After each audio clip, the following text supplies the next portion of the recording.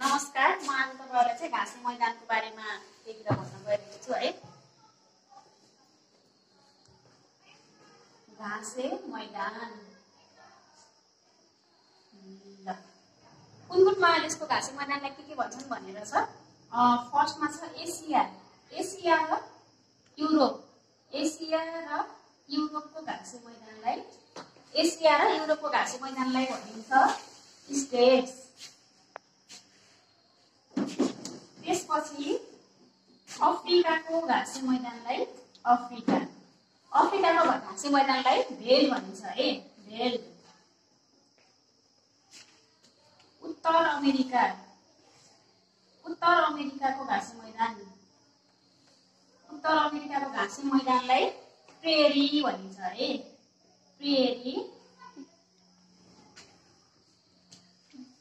दक्षिण अमेरिकाको घाँसे मैदानलाई पम्पास। अब अस्ट्रेलियाको घाँसे मैदानलाई के भन्छ भन्दा डाउन्स। ल घाँसे मैदानहरुमा एसिया र युरोपको घाँसे मैदानलाई स्टेट भनिन्छ, अफ्रिकाकोलाई भेल, उत्तर अमेरिकाकोलाई प्रेरी, दक्षिण अमेरिकाकोलाई पम्पास र अस्ट्रेलियाकोलाई डाउन्स भनिन्छ है।